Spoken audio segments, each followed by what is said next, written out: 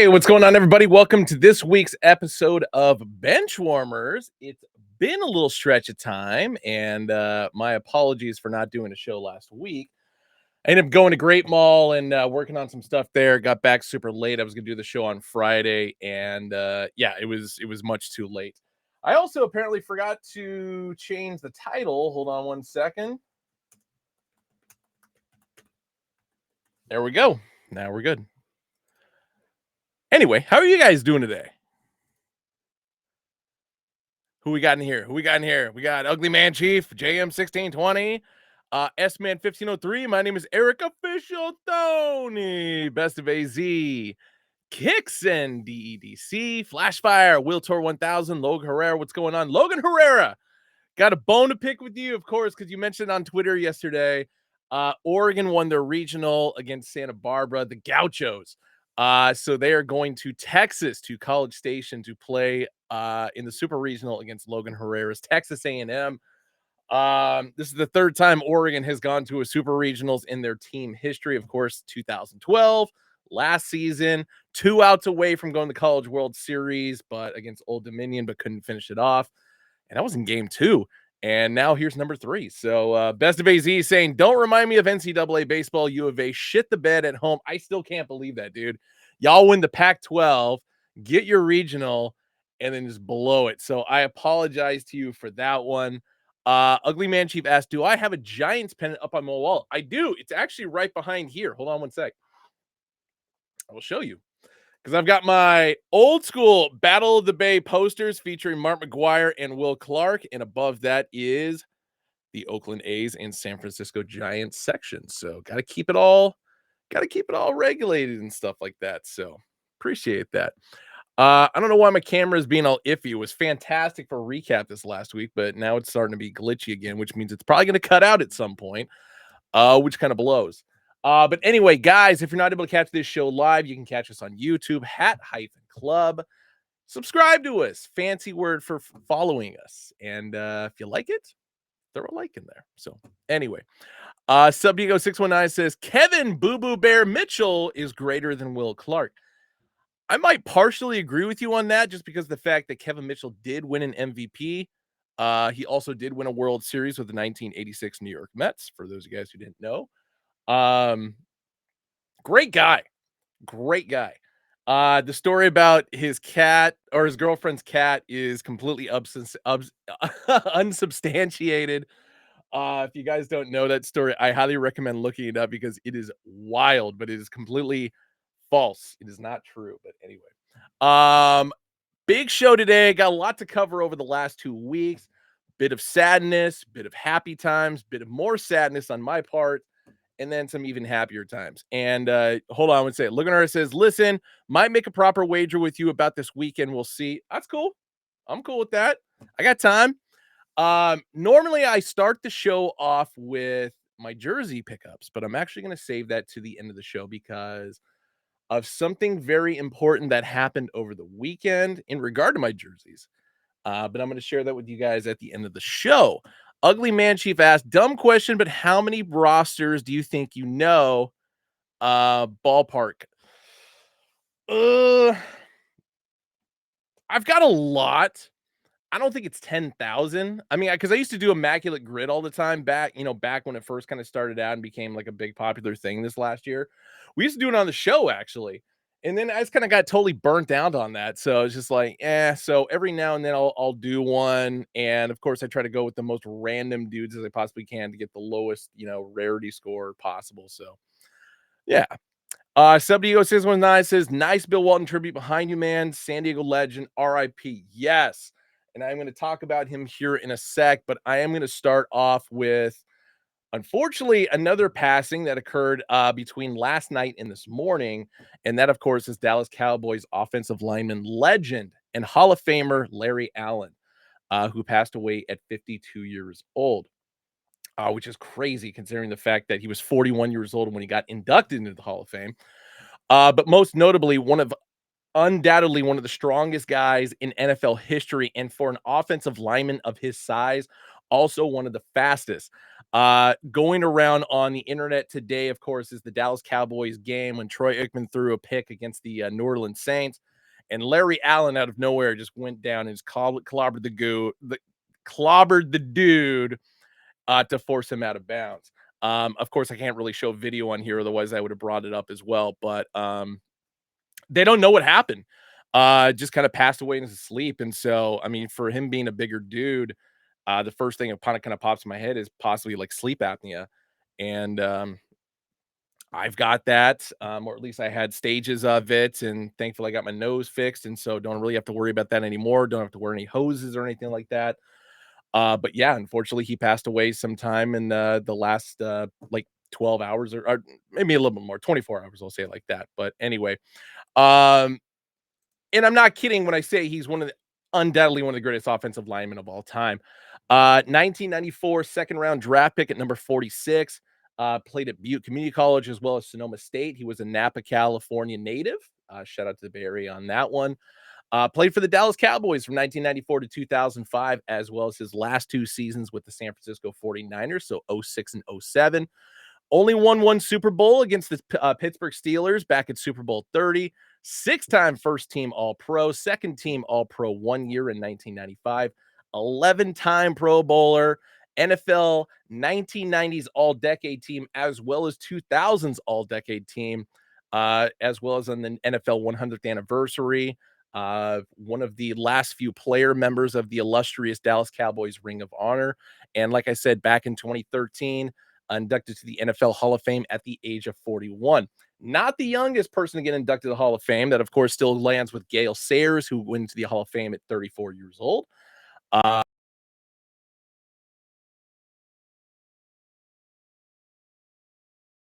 I know this and stuff like that. Connection cut out. Hold on one sec. I know we talk a lot of smack about the Dallas Cowboys and stuff like that, but I mean, in regard to greatest Cowboys of all time, Larry Allen is definitely very high on that list. My condolences and sincerity go out to his family.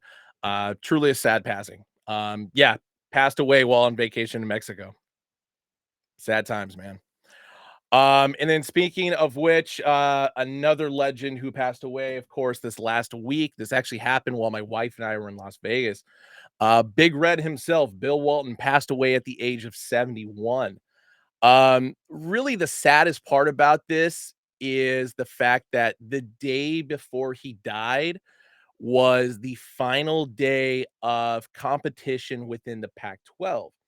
And the reason why this has got such a big deal, and I know it's more coincidence really than anything, but a lot of times when people get older and they don't have that thing to kind of like hold on to anymore, this could have been the case with Bill Walton in the sense of, he was a champion for the Pac 12. Every time he did a broadcast for Pac 12 basketball on ESPN, it was always the Conference of Champions, which is something I hold very high in my heart. And my friends and I, Steven Seavright, who is not in the chat right now, and my friend Alex, aka Deuce, who lives in Vegas. He and I both went to the University of Oregon, huge Pac-12 supporters. Where's my phone? Here it is, right here. I mean, I even picked up the Pac-12 pop socket before we went to the tournament and stuff like that. Like, it's a big deal. And when you don't have that little bit of thing to kind of hang on to anymore, a lot of people just kind of like lose purpose of living. Once again, I'm not saying this is the reason why he passed away. He had prostate cancer, which is very unfortunate. Honestly, I hadn't heard in a long time that it was still affecting him. I thought he was kind of in remission, but apparently that was not the case. And Portland Trailblazers legend, San Diego Clippers legend from San Diego originally. Played college ball with under John Wooden at UCLA, won 2 national championships, inducted in the College Hall of Fame, inducted the NBA Hall of Fame, was a member and the MVP for the illustrious I almost said Philadelphia because they beat Philadelphia, Portland Trailblazers, who won the 1977 NBA championship. Give me one sec. I'll move on to his accolades here. There we go.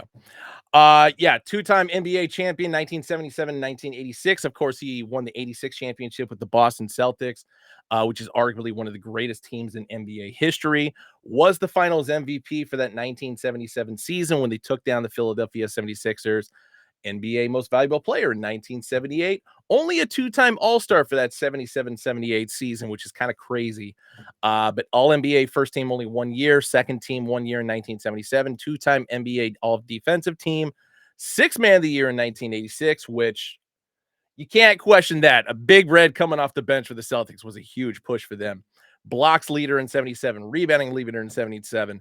Of course, had his number retired by the Portland Trail Blazers. That's number 32. Member of the NBA at 50, as well as the NBA at 75 team. Already said two-time NCAA champion, two-time NCAA most outstanding player in 72 and 73. Three-time National Collegiate Player of the Year, 72 through 74. Three-time consensus first team All-American, Johnny Sullivan Award, and once again had his number retired by UCLA. And as you can see by his career NBA statistics, I mean, a lot of people question as far as why he was a member of the NBA at 50 and the NBA at 75 team. I mean, injuries plagued him throughout his entire career. I mean, he was like one of the first guys to like really have to deal with microfractures in his foot. Had his bones fused together at the ankle, which is really unfortunate. And if you guys ever saw him later in his life, like the man kept in really good shape for as tall and as old as he got. But I mean, at the end of the day, I mean, just having your bones fused together is just going to make you it's going to make it very difficult to walk. But yeah, 6,215 career points, 4,923 rebounds, 1,590 assists. Not staggeringly high numbers for somebody who you think would be a Hall of Famer, but I mean, realistically, the way he played the game and the fact that there was no better big man who could run a fast break better than him, as far as hitting his guards, on the dart, it's pretty incredible. Arvydas Sabonis was like one of those guys as well, and go figure, both of them played for the Portland Trail Blazers at least at some point in their career. Um, but of course, Bill Walton, massive Grateful Dead fan, went to over 1,000 shows, played Father Time anytime they did the New Year's Day shows, beloved by everybody. Was a broadcaster for the NBA and NBC back in the day. Him and Steve Snapper Jones on the mic were fantastic. He was a color commentator for the LA Clippers for a number of years. And then, of course, he went to ESPN and got teamed up with Dave Pash. The two of them,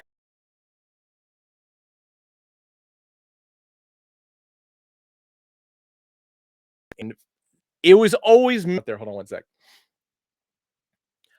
It was always funny to see because the reaction to Bill Walton was always kind of mixed when he and Pash, broadcasted a game.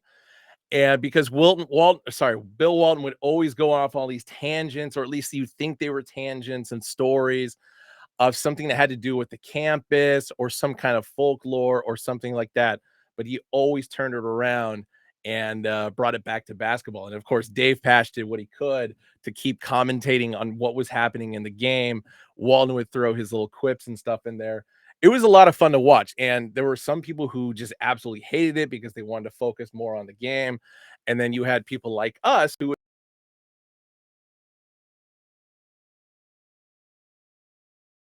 watch and made it more entertaining because that he would throw these other little stories and segues and stuff in there. And no, the world was definitely better for having Bill Walton in it. For those of you guys who don't remember or don't know this, it was covered actually in this documentary, The Luckiest Guy in the World. I think that was called. It was a 4-part documentary, part of the 30 for 30 series by ESPN, which if you haven't watched it, it's absolutely incredible. But when he was in college, he ended up getting arrested because he was an anti-Vietnam protester. Um, just a really big human rights activist on top of which too. And so, yeah, highly recommend watching that. And yeah, big shout out to Bill Walton. I never got to see him play with the exception of the 1986 season because he went down to injuries after that. And so my mom was a big Celtics fan. She and I, of course, butted heads this last week because of the Pacers Celtics series, but she was a big Bill Walton fan. And yeah, the world is definitely a sadder place without him. And of course, Larry Allen in it. So that's how we start the show. Alibo 100, what's up, dude? I'm sorry I didn't get to see you at Great Mall, man. We missed each other by like 20 minutes. It's so crazy. But I had a jam when like shortly before you came in. Double or Nothing happened. Of course, my wife and I talked about we were going to Las Vegas for Double or Nothing. I'm gonna hammer through this really quick because enough time has passed. You guys already know the results and stuff like that. But more importantly, it's like I made my predictions before the show happened, and so want to see how I did. So MJF made his triumphant return, which is something I predicted with my wife, not so much in front of the camera. And the scenario to which it happened, I had said it's going to be MJF versus the world when he comes back. He's not going to do a faction. He's just going to be hard knocks, picking a fight with everybody, which is exactly what we're getting. And I absolutely love it. So happy to see him back. Um, Dude clearly lost a little bit of weight, but put it back on with muscle. So no complaints there. Dude's looking in absolutely immaculate shape. First fight we're going to talk about is Orange Cassidy versus Trent Beretta. This is actually the only match that I got wrong. Because I was dead certain they were going to put Trent Beretta's arm up at the end of this match because I felt like Trent is in due of a big push, especially as a heel. And no offense to Orange Cassidy, I mean, he's had the gold strapped around him numerous times with the international championship. And I just felt like it was Trent's time. But Orange Cassidy came out the victor, which isn't really that big of a surprise. Everybody loves Orange Cassidy. He's a great worker, etc. Um, but I was really hoping Trent was going to get this. I was really hoping he was going to get his due. So anyway, like I said, that's the only one I got wrong. How about the ones I got right? This one, Roderick Strong versus Will Ospreay for that international championship. I went back and looked at the video and listened to the audio because I was pretty positive I picked Ospreay, but I wasn't really firm on my answer there. So I'm going to call this one a push, actually. So Will Ospreay did beat Roderick Strong. Fantastic match by both of those gentlemen. So Will Ospreay, of course, is the new AEW International Champion. Next up, of course, is the FTW Championship. Jericho versus Hook versus Shibata. I had said Jericho was going to come out on top of this one, which ended up happening. So point for me. I forgot to mention this match completely and completely forgot it was a cage match and everything like that. But once my wife kind of filled me in on the stipulation of what was going on here, where essentially the details or like the end result was going to be if Adam Copeland won, the House of Black was going to side with Adam Copeland. If Malachi Black won, they were going to stick with him. And there was, of course, a turning point in the match where it seemed like, the House of Black was siding with Adam Copeland, but then they beat the piss out of him without mercy. To which case, my prediction for this match that my wife was just like, I don't think that's going to happen just because he signed a Legends contract with WWE, was, of course, I'm spacing on his name right now. Hold on one sec. I'm forgetting his name. I got to bring it up. Oh my God. It was his, oh, what?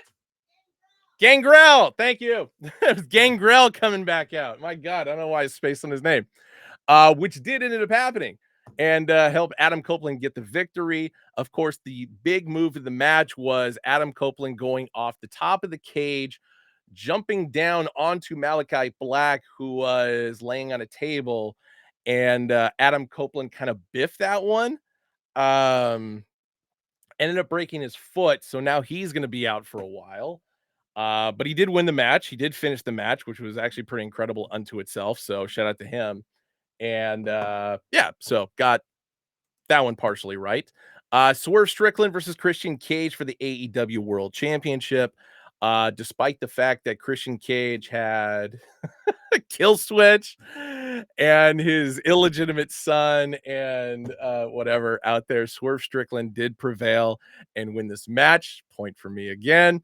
Timeless Tony Storm versus Serena Deeb for the AEW Women's Championship.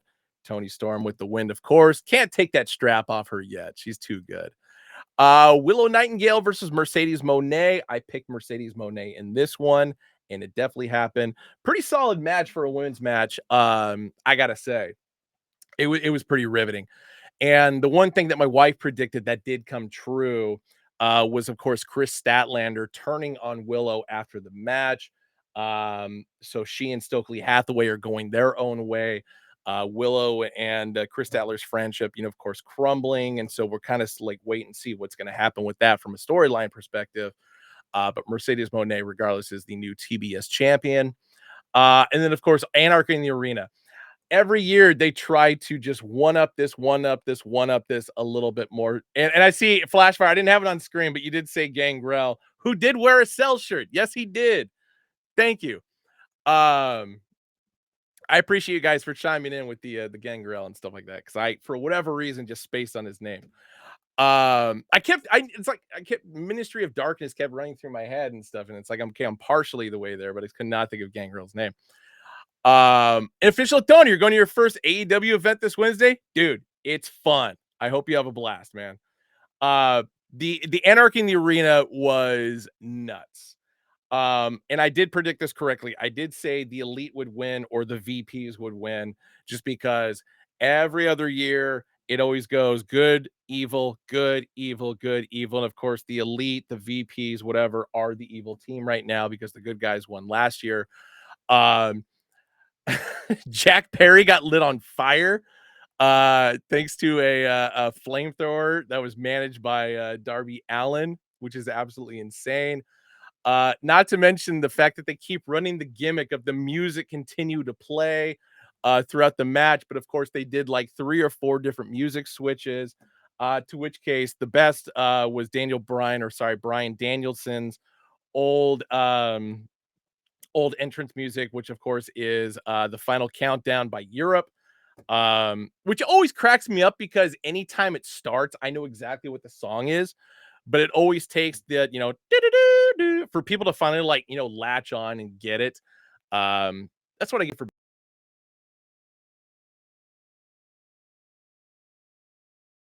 two. The show, Flash and my wife are kind of talking in the chat right now. Hands down the longest Double or Nothing that we had been to. Last year, I mean, the show wrapped up around 9, and I feel like this time we didn't get out of the arena until like 10, just because, they didn't want to do a quick Anarchy in the Arena, despite the fact that all the other matches kind of went a little bit longer. But oh my God, it was absolutely insane, and it was a blast. And it reminds me of, every other show that my wife, Steven Seavright, his wife, and I have gone to, like, at least from a pay-per-view perspective. Like AEW with Rampage, with Collision, with Dynamite, you'll have some good shows here and there, but not every single one of them has been fantastic. I will admit, over like the last 2 years. However, for whatever reason, every time they do a pay-per-view, they knock it out of the fucking park. And we've been fortunate enough to be at like all these incredible pay-per-views that they've done. Whether it be Double or Nothing, my wife and I have been to every single Double or Nothing since they first started it back in 2019. We've been to 3 All Outs in Chicago.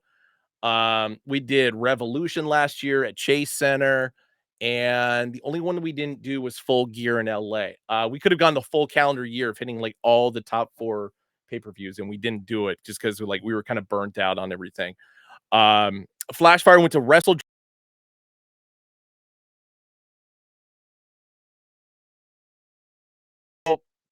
AEW definitely has the and the storyline to put on good shows every single time. I would just hope that. Oh, and Sub Diego was saying the outdoor stadium pay-per-view they did during VOD with no fans was incredible. I totally agree with that. Every time they've been to Arthur Ashe Stadium in Queens has been a legendary. So, like I said, AEW has the capability, the talent, and the storyline uh, to knock these out of the park. I just wish that, every single week that they would do this with like all their regular TV shows, but they'll figure it out. I know I knew I froze up at some point, but I couldn't think of when. And I also don't know why my camera's being all stupid. So I apologize for that. Ugh, this is so frustrating. Anyway, NHL, we got a final setup for the Stanley Cup Finals. David Kearns, big time Ranger fan. Dino, big time Ranger fan. My apologies to you guys. I had the Florida Panthers winning this series, and of course they did in 6 games. Pretty crazy that every single game was the difference of 1 goal, with the exception of game 1 when the Panthers just blew the doors off the Rangers. But Overall, I mean, it was a really tense series, very physical, as we saw, when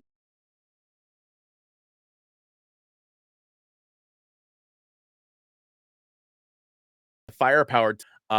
2 years ago, that we're going to see the Florida Panthers in the Stanley Cup final. Really more of a question if they're going to be able to get it done, because they got to go against Canada's finest. And by that, I mean the only team in Canada that's left in the postseason, the Edmonton Oilers, who last won an NHL championship back in 1990, which, if you talk to any Oilers fan who was alive back then, they will tell you that was the greatest championship they ever won, because that was the one they won without Wayne Gretzky. 88 as well. Sorry, I forgot about that one as well. But anyway, Oilers, of course, taking the series in six again, away from the Dallas Stars.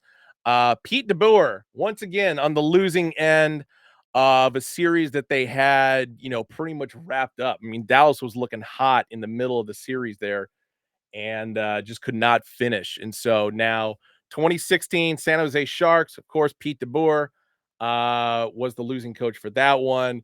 The Vegas Golden Knights after that, losing a Stanley Cup final. And then some, and of course, the Knights won it last year without DeBoer, and now we hear he's in Dallas losing a Western Conference.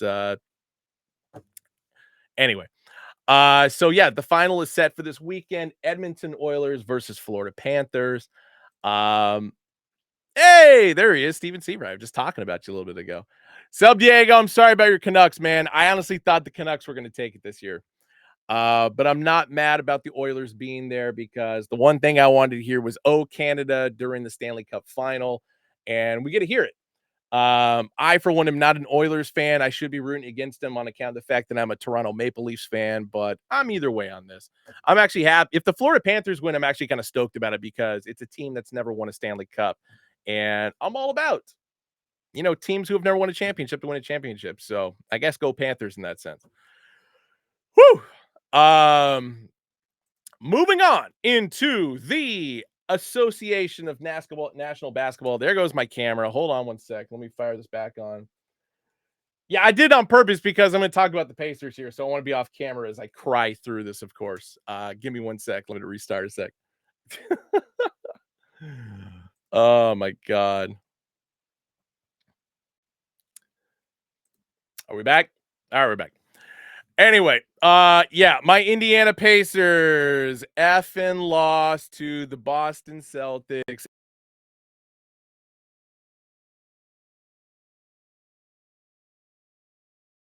The worst Pacers could have easily had a 3-1 series lead at the end of these first four games. Granted, game two was the night that my wife and I flew out to Las Vegas. It was an absolute blowout. Jaylen Brown went out for 40 points. Pascal Siakam actually had a pretty solid game as well. But I mean, it was a double-digit lead, like, from the first quarter on, with the exception of, like, the start of the third quarter. The moment in time when my wife and I were driving to the airport and I couldn't actually watch the game, and the Pacers got it within six, and then just pissed it away from there. But yeah, game one, game three, and game four will go down as three of the most frustrating nights of my life as a basketball fan. Like, I've seen the Pacers blow some games in person. Um, but these were hands down some of the most devastating defeats I've seen the Pacers take in the, how long has it been? Since 1987, 37 years that I've been a Pacers fan. My God. So, oh my God. And I mean, and a lot of people want to say, "Oh, it's because we lost Tyrese Halliburton and stuff like that for games 3 and 4." No, it was just bad drawn up coaching, and just the inability to hold onto the ball in the final seconds, let alone making a shot, playing solid defense, and, oh yeah, not fouling a dude. That's all you guys had to do. So I can't hate completely on how the Pacers season finished. Realistically, the Pacers weren't even supposed to be there. They are at the moment 2 years ahead of schedule for their rebuild. I mean, this was full second season with Tyrese Halliburton after the trade for Domantas Sabonis to Sacramento for Halliburton.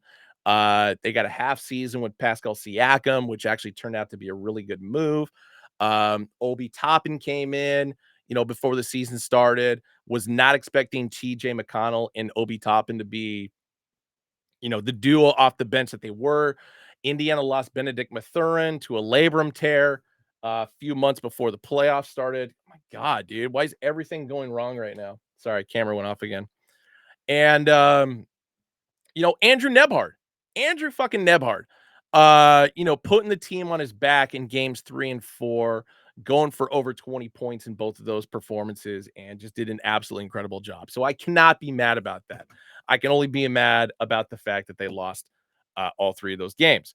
There, of course, is Andrew Nebhard. Shout out to Gonzaga Bulldogs, because that's where he came from. Pascal Siakam, of course. I was supposed to be going through these photos as we're talking.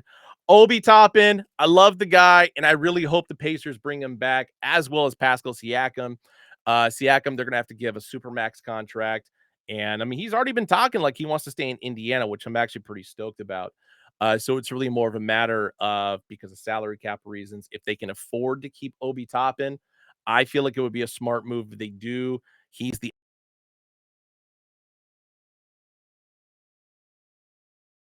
going to lose. Um, I don't know. So let's kind of see what happens with that. I kind of cut out there. That's why I stopped talking for a minute. Um, Flashfire asks, do they keep Rick Carlisle?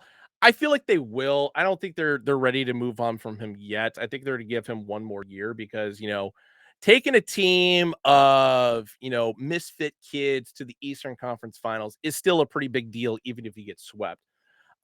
Big series against the Bucks, big series against the Knicks, especially winning Game 7 in the Garden. That counts for a lot. So I feel like they're gonna have to hang on to him for at least another year.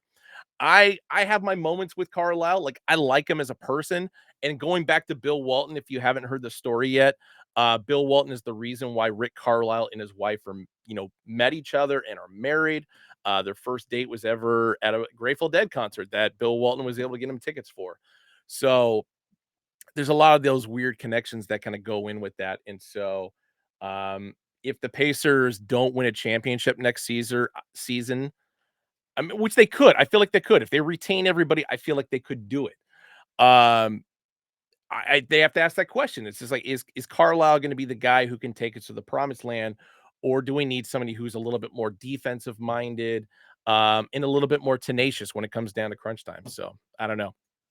I know I'm talking more about the Pacers despite the fact that the Celtics won.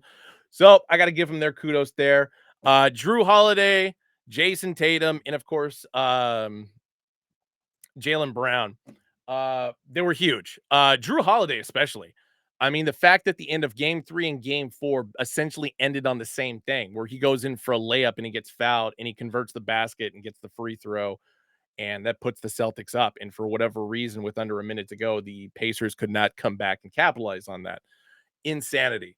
Um, Al Horford, of course, in game 3, hit 6 3-pointers.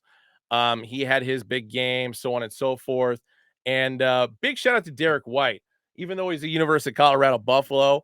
And the only reason I bring that up is because the fact that I remember him in college at Colorado just completely pounding the Oregon Ducks like what seemed like every single game.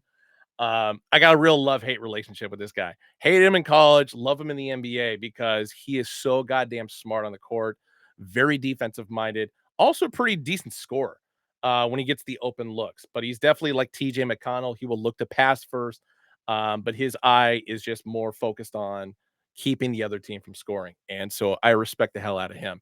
Um, Celtics are looking good. I can't help but think that the Celtics are going to win the finals.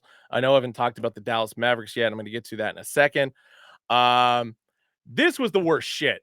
If you guys didn't see this on my Twitter timeline, let alone my Instagram, no, I did not get a chair. Best of AZ. I'm always in the mindset of like, I'd rather let everybody else accomplish what they want with that than me first. And so everybody eats before me.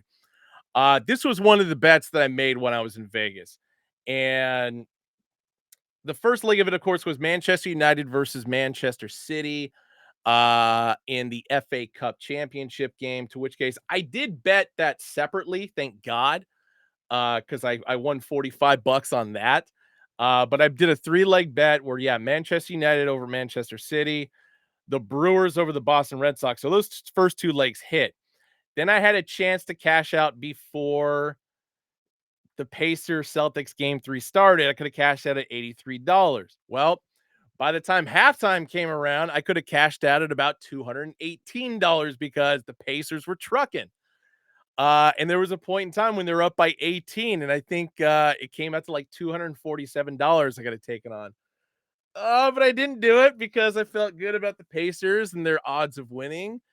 And then when it came down to under a minute left, I had the option to cash out at like $137, and still didn't do it. Got to stick with my Pacers. Then they blew it. And so I went from a huge win to $0 on that. Yeah, I was only out $5, but so what? It still fucking sucks. God damn it. Moving on. So that's the end of that.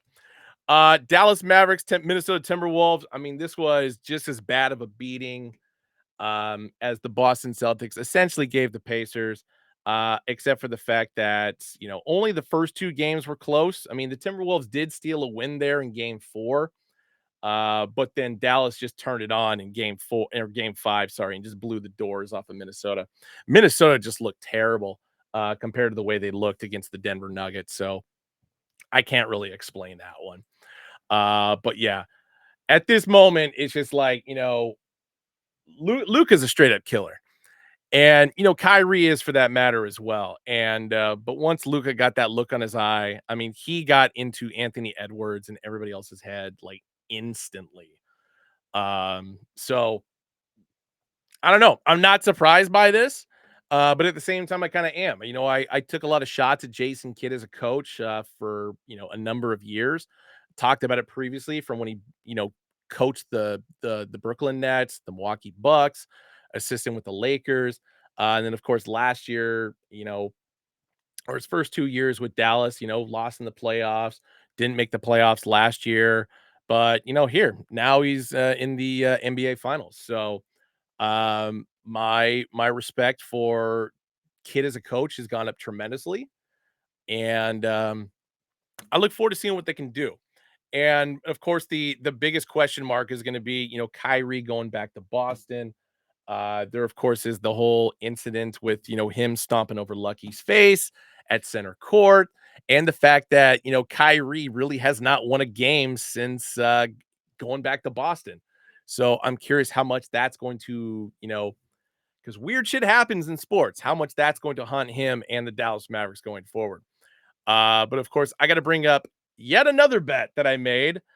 This, of course, was during Double or Nothing that I kept checking back on the score for to see like how is my bet doing, whatever. I decided to do a 3-player parlay, to which case I said 3 specific players were going to hit 15 or more points in this game. So starting with the Dallas side, I picked PJ Washington. This, of course, like I say, is game 3. PJ Washington at 16 points. Check right there. Player number 2 that I had was Jaden McDaniels for 15 or more points. There you got it right there. There's check number 2.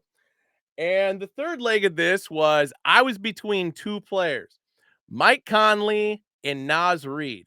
And the only reason why I took Naz Reid is because of the fact that there was a little bit higher of a payout. It was like a difference of like $50 that I would win if I took Naz Reid over Mike Conley.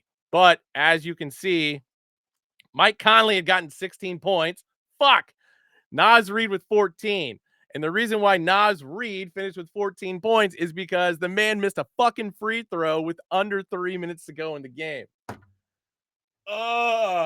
So once again, I get the shaft.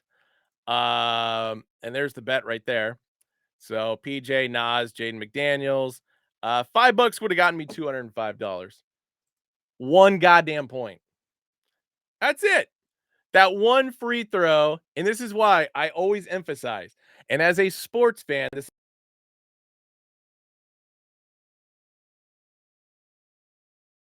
if you're playing slash, European, professional level, whatever, hit your fucking free throws. You're unguarded. It's 15 feet away. There's no reason why you should be missing those. Cost people money in the long run. So I was out $5 on that one, but like I said, I could have won 205. Ah! Anyway, that sucks. Tone Cruise, what's going on? So yeah, our finals date is set. That of course is going to be taking place Thursday, June 6th. I've got Boston in game one. The game's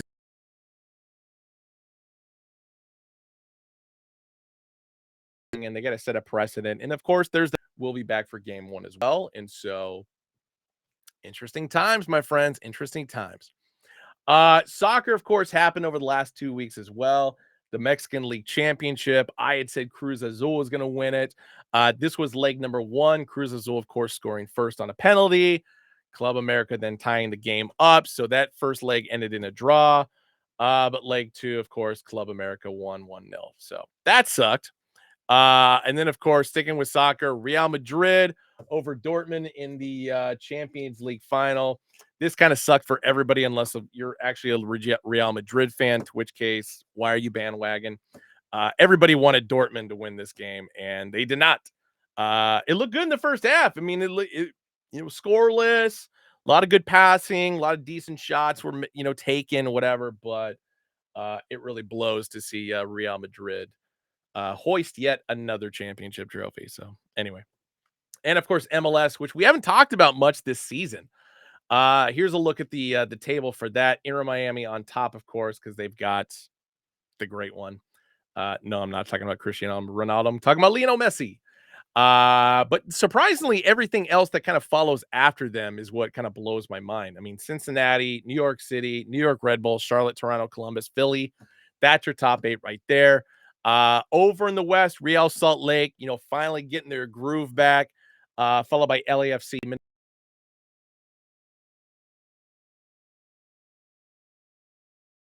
top eight. Great, the first three games they played, they went on a shitty streak. Yet the one thing I know about Portland, even though they're sitting in the 9 hole right now, is they're going to make the postseason. Like, we still got a long stretch of time before that happens, but Portland always finds a way to get out of the suck and at least get themselves in the postseason.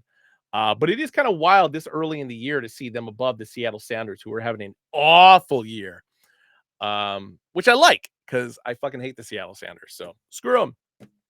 Anyway. Oh, and no surprise, they're in 13. The San Jose Earthquakes, because fuck John Fisher. Sell the goddamn team. Anyway, baseball.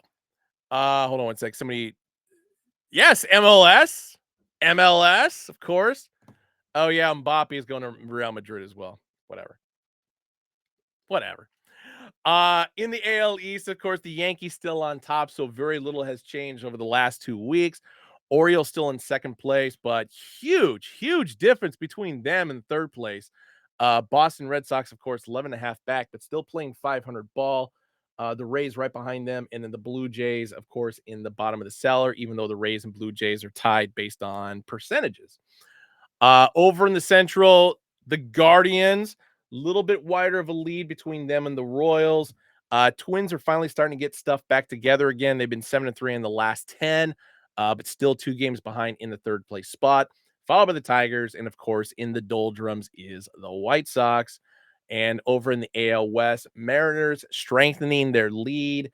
A lot of dumb losses, especially to like the Nationals and a couple other teams. But against good teams, they're like dominating. So stick with that.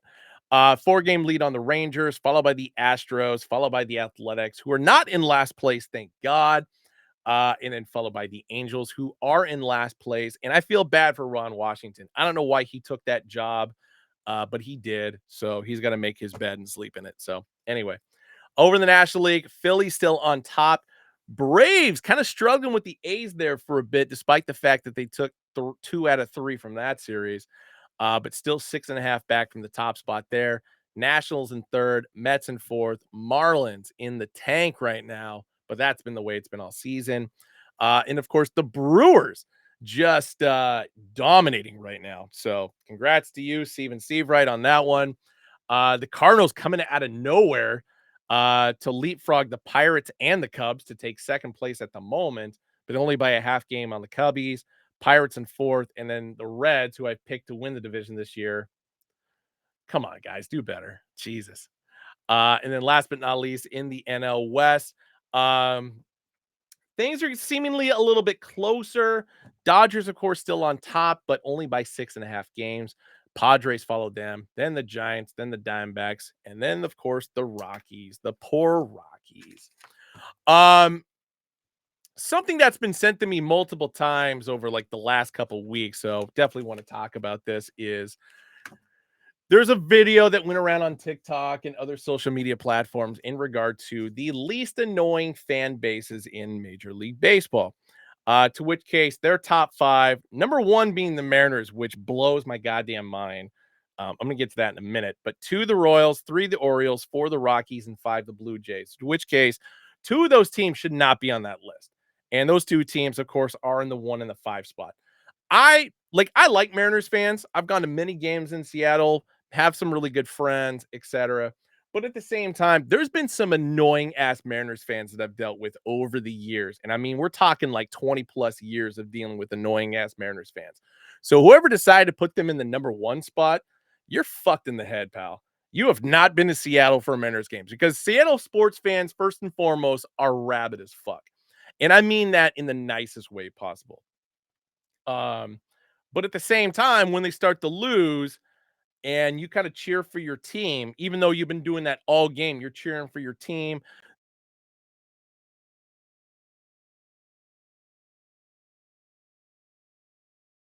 It's annoying. Um, Little bit of a feed cut out there. So yes, the Mariners should not be in the top 5, let alone the number 1 spot for the least annoying MLB fan bases. And Blue Jays fans, I mean, it's the only Canadian team that's left. They bicker.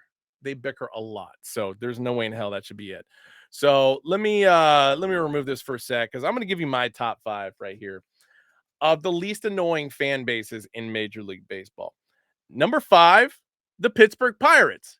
If you've ever been to a Pittsburgh Pirates games, which I doubt a lot of you have, it is a great place to watch a baseball game. And I'm talking about at PNC Park. I mean, they shut everything down. Once you get across the bridges, you can buy a beer on the streets. Everybody's super happy, except when it comes to ownership, because of the fact that, much like Oakland A's fans, they've been dealing with an ownership that doesn't want to spend money. So there's a bit of depression that comes with it. But when the team gets wins, they brought back Andrew McCutchen. That's a good move.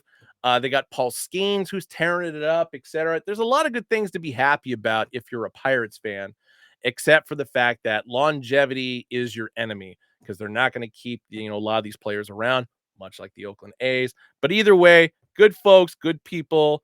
And it's a blue collar town, so Pittsburgh's tough. So Pittsburgh is my 5 spot. Kansas City Royals, I do agree with on that list. Royals fans have always been great, with the exception of the 2014 season. Y'all were kind of annoying then, but whatever.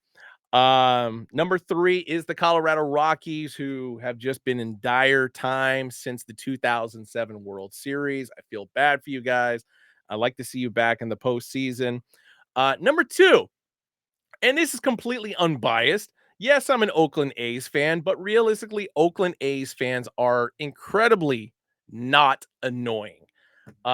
We've been dealing with some shit for a long time because of one dude, and y'all know that dude's name. And I said it earlier, it's John Fisher. Sell the goddamn team. Yeah, we're miserable, but it's not like we, project our misery onto other people. And Vizrod in the comments saying Oakland A's fans are actually awesome. Yes, we are very knowledgeable in regard to our team. We are knowledgeable about the team that we're playing against, because we have a fighting mentality, because we're always the underdogs in this situation. And so that's why I've got the A's at the A's fans at number 2. And number 1, actually give it to Baltimore. Baltimore's been through some pretty harsh times as well. And so I'm actually happy to see them get those moments and flashes of success again. But Baltimore fans have always been cool. So yeah, yeah. And I mean, my wife in the comment here is saying A's fans are awesome, but I can see opposing fans being annoyed with the drums. I get it. But at the same time, the drum culture has always been a part of Oakland A's baseball. This goes back to the 1970s. So if you're annoyed by it, Tough. Get used to it. We've been doing it for fucking goddamn 50 years. So, anyway, Minnesota, no, Minnesota got like the number 6 spot. Yeah. Um, it was a tough battle between the Pirates and the Twins on that one. So I knew somebody was going to comment on it. My wife, of course, being a Twins fan. So anyway, that's the way I see it. Those are the least annoying fan bases. Moving on into Cosmic Baseball, Collegiate Wood Bat League Baseball on top of which too. The Tri-City Chili Peppers took on the Greenbrier Knights this last weekend in the first ever Cosmic Baseball game. So think of it like Cosmic Bowling, all black lights and blah blah blah. You got to see what's going on there. Tri-City won 9-4. So I'm actually kind of like surprised that actually it was a decently high scoring affair for a very low vision or at least ability to see anything type of a game. But then again, when everything is just basically highlighter color in darkness, you probably can actually see pretty well out there. So, but really good idea. I don't think it's going to necessarily translate beyond collegiate wood bat just because of the fact that teams will complain because you got championships to win and stuff like that at the minor league as well as the major league level. But I think overall it was actually a pretty solid promotion. Southside Stevens here I says cosmic content creator Pickles Baseball. No, surprise. I mean, I would love to see the Pickles do this, but surprisingly, it wasn't the Pickles that did this. And the Portland Pickles are, bar none, heads and shoulder above a lot of other teams, even at the higher professional level when it comes to promotional nights and content and stuff like that. So, but shout out to the Tri-City Chili Peppers and the Greenbrier Knights for pulling this one off. All right. I was not expecting to get through everything as fast as I did, so I'm gonna take this away for a second to kind of like load up what I'm about to talk about here. I really hate what's going on with the camera, and I don't understand why it's doing all this. My God. So yeah, the bananas can do it. Oh Jesus, I made everything worse. There we go. So anyway, so yes, my wife and I went to Las Vegas this last weekend for over Memorial Day weekend. And Steven Seavright can actually attest to this. Last year when we went to Vegas, because he and his wife were there, I did really well at gambling. Maybe not so much like my sports bets, but at slot machines, at the tables, I did incredibly well. Steven says I only lose money. No, that's not true because, like I said, last Memorial Day, I tore it up. Okay, there we go. He says, oh, I mean, he did well. Such a jerk. Hold on. I'm going to plug the camera real quick and plug it back in. Hopefully, get this thing fucking working again. All right. Yeah, it's bugging me. It's bugging me seeing me like, max headroom just kind of like bouncing around on the screen. I don't know why it worked so great at recap last week and this time around it's just not doing it. And it's doing it again. Anyway, so this is what we're gonna have to live with. So so we went in, we flew in like late Thursday. Of course, I saw the Pacers lose going into town, so I was already kind of in a bad mood. We got checked into our hotel, Park MGM, which is like where we always typically stay. Which is hilarious at the same time. I always have to bring this up because it's the only non-smoking hotel and casino on the strip. And for you guys who know me, I've been known to crush a heater or two. So I always have to go outside. And so anytime I'm gambling, it's not like I can do it while I'm, having a drink and at the tables. I always have to like dart out, which kind of blows. But anyway, so we went over to New York, New York after we ate Whataburger for our opening meal because we were both starving. Um, my wife loves that. My wife loves that I can't smoke indoors at this place. And it's like, I get it. I get it. So we went over to New York, New York, and we started the night off with two of our favorite slot machines. She's a big fan of Tiki Fire, so these are Lightning Link game, and the one that I play is called High Stakes. Well, long story short, our first $100 got eaten up by the machine, meaning that we didn't win shit. So from that point, it was okay. What else can we do together to possibly win our money back or get ahead or whatever? So There's a particular card game that I like to play it. I've been playing it for like over 20 years. It's called Let It Ride. So essentially, what you do is dealer gives you 3 cards, and with those 3 cards, and you have 3 bets. Hold on, I'll bring up the photo again to kind of show you because I think I got the layout of the table here. So anyway, let me zoom in. So you've got bet number 1, bet number 2, bet number 3. Under this 5 of apples right here, which is supposed to be hearts because it's New York, New York. So of course they use apples. Is a 3-card bonus bet. So whatever your 3 cards are, link it up to right here. You can win some money if you have a pair of tens or better. Then of course there's a 6-card bonus bet right here. The minimums at this table were, on the initial 3 bets, $15, $15, $15. The bonus bets, $5 and $5, which is awesome. And I have to bring this up because my wife for a long time has hated the fact that I play the 6-card bonus. Like, playing the 3-card bonus is smart. I will admit that. 6-card bonus is a little bit more of a high risk maneuver because essentially you're just coughing up $5. You don't really hit on it that often unless you get a 3 of a kind or better. But this was the night that I got to rub it in her face finally. But anyway, the night kind of started out. This table was hilarious considering the fact that within the first 4 hands, my wife got a fucking full house and like 2 3 of a kinds, and I think she got like another 2 pair like by hand number 5. So she was up handily after this. Because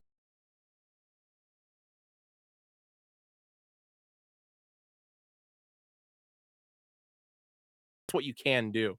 You look at your cards. If you have a pair of tens or better, just set your hand down. You automatically win every single bet.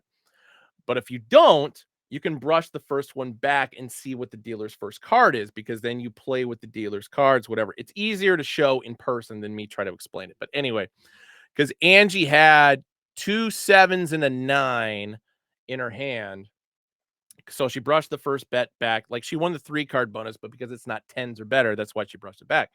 And of course, the first card that gets turned over was a 9.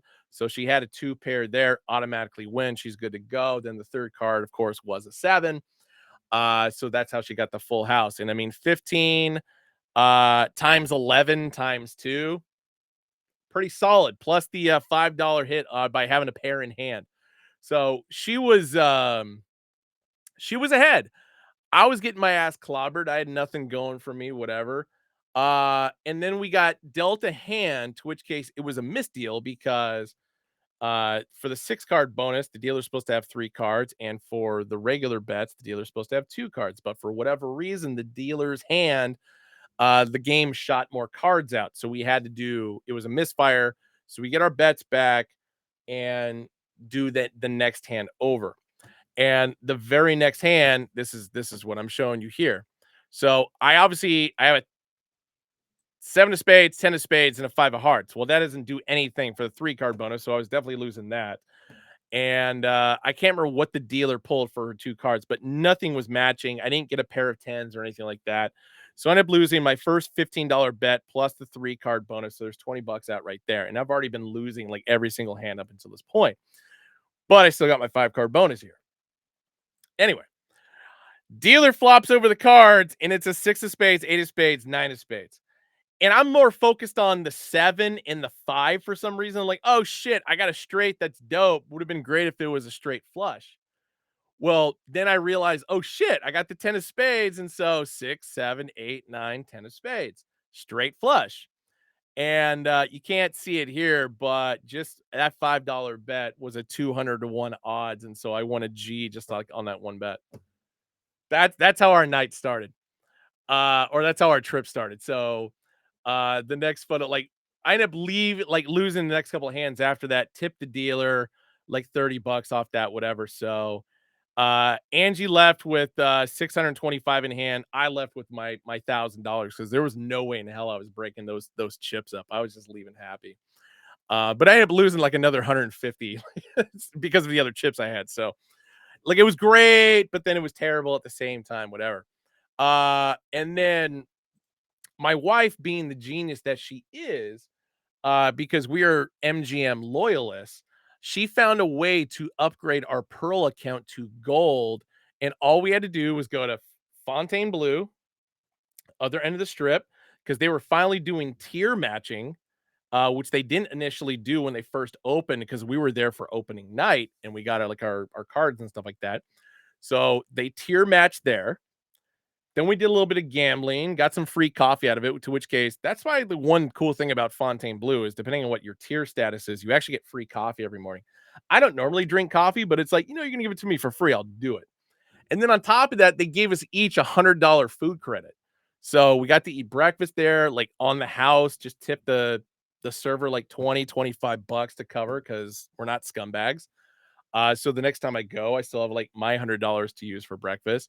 Then we played some slots for a bit. And so, like I said, high stakes is my game. Somehow pulled this $68.50 winner.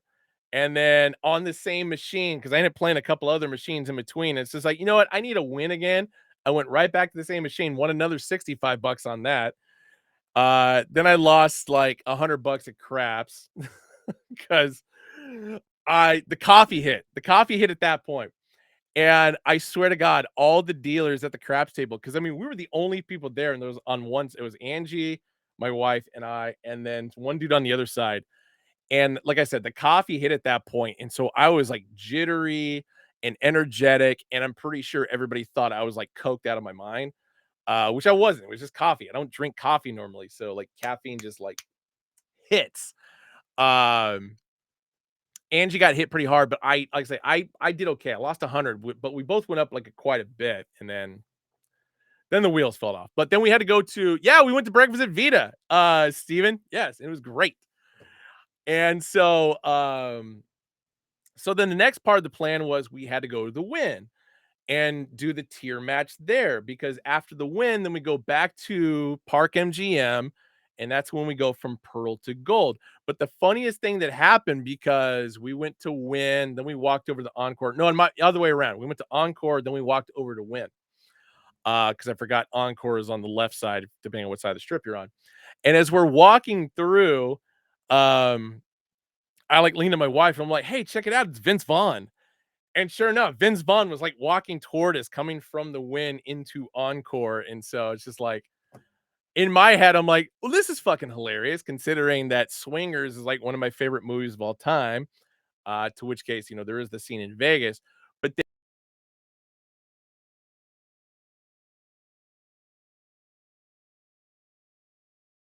it works for GM. Um, cut out there for a second. I let it catch up for one sec. So anyway, that's my Vince Vaughn story.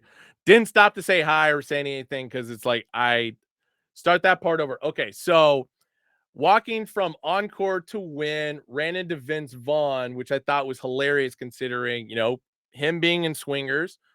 There's a Vegas scene in that. You're So Money, Baby. It's one of my favorite movies of all time. But then from the business perspective, I thought it was hilarious because Vince Vaughn works for MGM. Obviously, he did the, everybody can bet on Bet MGM except Tom Brady commercials during the Super Bowl and stuff like that. So that's why I thought that was funny. But anyway, we go to Win. We do the tier match there. Then we hustle it back to Park MGM. So now we're gold status, baby. Which is incredible. Southside says, should have told him your sister has been through a lot. Yeah, there we go. And my wife just says, win tier match just ended. So loophole is closed. Now, sorry, friends. I'm going to go back and use my $100 win spot credit, though, like next month. Yes, do it. I will not be there for that. So my wife is just going to Vegas by herself because, we're gambling addicts. So that's what I'm talking about here. Before I move into this one. So, all right. Now we're back to Park MGM. And there was one particular game, Harvest Moon. It's part of the Dragon Links games. I usually play the Panda one. My wife will play the Harvest Moon or Autumn Moon. Sorry, Autumn Moon, not Harvest Moon, Autumn Moon. And this particular game had a maxed out major of $1,000.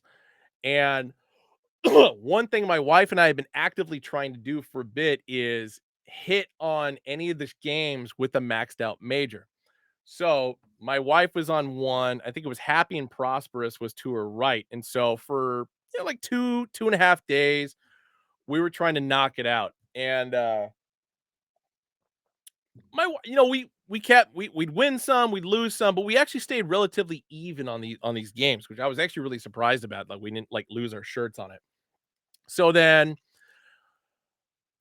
this, of course, is the day after the Pacers lost game 3. And I'm already just depressed as hell. And it's like, all right, fine. I'll do some slot gambling with you, babe. Even though I was just ready to just go like full tilt, wreck it. Because I lost like $300 the night before playing Let It Ride again, but I was pissed drunk and angry. And so don't ever do that. Don't be depressed, angry, or drunk and gamble. It's not a smart move. So I learned my lesson that night. So anyway, here we are the day after game 3. And my wife, like, hey, I gotta go to the bathroom, play this game for me until I go back or I get back. So it's like, all right, cool, I'll do it. Uh sure enough, we're talking like 6 or 7 spins in. I get a bonus, I get the 3 moon bonus. And first spin, I hit the 6 ball bonus on the on autumn moon and get the major.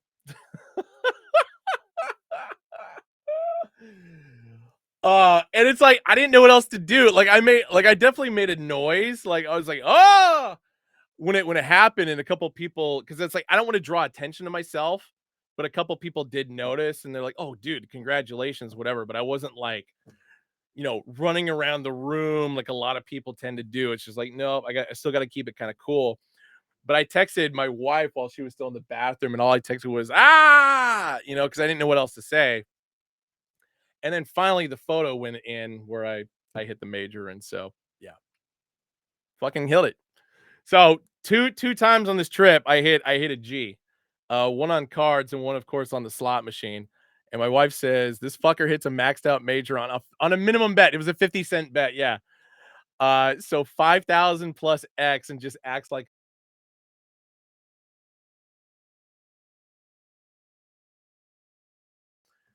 I kept it in. I didn't want to like draw attention to myself and have people like glomming onto me and stuff like that. So I didn't do the major or the spin until she got back, to which case it's like, "Oh god, I forgot the other photo." Anyway, the total came out to like $1,100. I gave my wife $100 because I'm a good guy like that. But more importantly, anything 1,200 or higher, you have to fill out paperwork for. So I was actually really happy that I didn't win any additional money on top of that, because last thing I want to do is pay taxes. You hear me, IRS? I want to pay taxes. Yes, I fully realize this is never going to happen again because they're rigged and I have my card in. And so anyway, um, but anyway, so after game 4, of the Pacers Celtics, I ended up watching it at Mirage, because Mirage is closing not at the end of July, it's like July 17th. And so we definitely wanted to get our time in there as much as we could. So my friend Alex and I watched the game there, to which case the Pacers lost again. And so going back to the mentality of hitting the major after game 3, it's like, you know what, let me try going back to a slot machine, after my team loses, and see what happens. And so there's one particular slot machine that they have it at Caesars, they have it at Cosmopolitan, and they have it at Mirage. It's called Hold On to Your Hat. Go fitting, I got to play this, being in the hat trade and everything like that. So, sat down, and yeah, this was my bonus that I got on it. And I put $100 in. And granted, I went down a little bit, went back up, and so the $99.55, don't think that was like my first spin. It really wasn't. It was like my 20th spin, but I balanced out. Um, but yeah, you have to get, 3 hats to trigger the bonus, then continue getting hats. They'll turn to silver, they'll turn to gold, blah blah blah. And ended up pulling out like a minor, a mini. So there's $60 right there, plus everything else totaled up in there. It was a 1 cent denom. So I think it came out to like $78 or something like that. So felt pretty good after that. Then I lost some more at the tables. Go figure. Um before I get to the last slide. Um so yeah, I stayed up pretty decently throughout the trip. And then our final night, It might have been the afternoon actually. We went back to New York, and tussled on the Let It Ride table once again. And once again, my wife goes to the bathroom and I play the $6, it's not $6, $5 on the 6 card bonus because it's like, you know what? I hit a G on this. I got to keep playing it. It might happen again. Um, and sure enough, it did. Here's my hand, a pair of eights, which I brushed back the initial bets. I lost the first 15. I lost the 3 card because not a single eight popped up for me. And 6 card bonus. I got a 4 of a kind on the eights. And where's the bonus payout on that? I think it was 50 to 1 because I ended up winning like $250 on that. So like Let It Ride is a game that is a slow death when it goes poorly. Thank you. 50 to 1. My apologies. 50 to 1. That is a slow death, but if you hit something, you win big on it. So that's why I continue to play it. So yeah, that was the trip. Then we went to El Cortez to finish the night out. After we did well at the plaza, had a couple drinks, played some video poker as we tend to do. Um, I finished with money in my pocket and I was able to pay my wife for all the expenses and stuff and still have money in my pocket. And, I consider that a successful trip. I can't wait to do it again. Love going to Vegas with my wife. Love it. Speaking of terrible decisions, my picks for the previous show did not go as planned. So Canucks lost. The Timberwolves obviously lost. These were all game ones. Cruz Azul, Club America tied or drew in the first leg, and the Mariners lost the Nationals. So, yes, as Steven points out, hell of an intro to go into Ben's picks. 100%. I set this up on purpose. Um, fuck. So my picks for this week. I've got the Celtics over the Mavericks in game one. Of course, that's going to be on Thursday. I'm taking the money line minus 250. I've got the Orioles over the Blue Jays. That is tomorrow's game. I've got the Oilers over the Panthers in game one. I just feel like the Oilers finally have their goal scoring together. The Panthers have been off for a little extra time, even though it's going to be relatively even for the amount of time they've been off. But I feel like the Oilers are doing game one. I still feel like the Panthers are going to win the series, but I feel like the Oilers are going to take game one. And then got to bring an MLS pick in. Taking Portland Timbers over St. Louis SC. Both teams are in the tank right now in the Western Conference. But hey, plus 300 if the Timbers can do it on the road. So that's where I'm going with this one. So anyway, I got to go back to Flashfire's comment here because I saw it and I missed it, but I was going in my story. So Flashfire says, "Yep, made me real glad when I hit the $1,000 on nothing for a single $10 spin I took in 2020, dude. Those are the best. The one game that Steven, my wife, and I love to play, and we always play the specific one at MGM Grand, is Cash Machine. It's a $10 spin and it's 3 reels. I know I've shown this before and talked about it before. Steven is like the master at this game. Like, I've never seen him win less than 200, but I've also never seen him win more than 500. And this isn't like a knock on him or anything like that. Like, all he does is print money on that fucking machine. And he usually hits those numbers like within like 3 spins. It's crazy. And then of course my wife did the same this last time. I think she won like $200, and of course it was my turn. And this is after I was playing Huff and More Puff. And I hit like a shit ton of bonuses on that. And this is right before we went into the MGM Garden Arena at 4 double or nothing. And I lost. I was the only loser, or I tend to be the only loser on.